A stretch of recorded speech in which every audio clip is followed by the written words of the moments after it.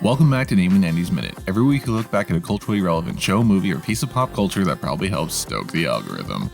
This week, because Netflix is attempting to right the wrongs of M. Night Shyamalan with a live-action adaptation of Avatar: The Last Airbender, we're looking back at the original voice of Zuko's greatest live-action 90s role as Rufio in Hook.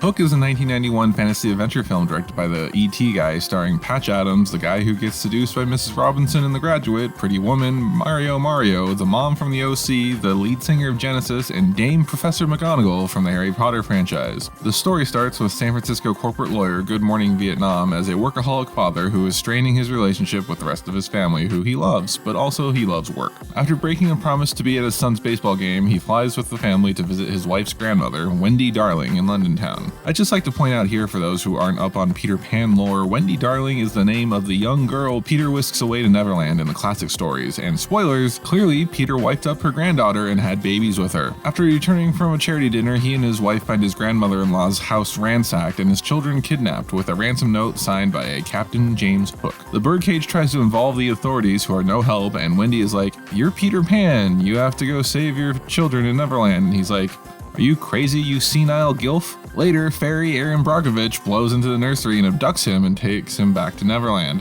Dead Poet Society reveals himself to Smee and Hook, who laugh at how old he is. By the way, he is like 40 in this, feel old, elder millennials. And Pixie Dust Notting Hill stays his execution by convincing Hook she can get him in fighting shape in a few days. Mrs. Doubtfire ends up with the Lost Boys, who, after also making fun of how old he is, train him in the ways of imagination to fly and fight. Meanwhile, Hook plays the nice guy captor, and Stockholm Syndrome's the eldest child, who just wants to play baseball with a father figure. Good Will Hunting finds his old hangout he used to take Wendy, his grandmother-in-law, and her brothers to, and gets his memory back from Sprite Runaway Bride, who reveals she took orphaned him from early 1900s London, and he also remembered bringing Wendy back and forth to Neverland until she was too old for the journey, and her granddaughter looked so bangable he'd leave his memories in eternal youth behind. Speaking of bangable, fairy Mona Lisa Smile confesses her love for him, but he's all like, "Sorry, I would, but I have a family." The memory of his first child being born unlocks his power of flight, and Rufio gives the genie from Aladdin his sword.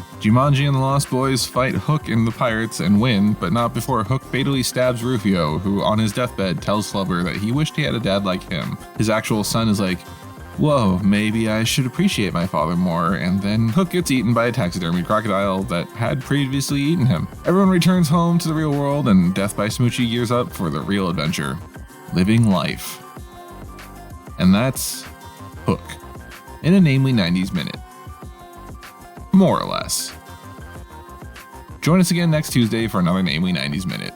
Remember, you can always hear these a day early in full episodes of Namely 90s on all major podcasting platforms, and most of the small ones too.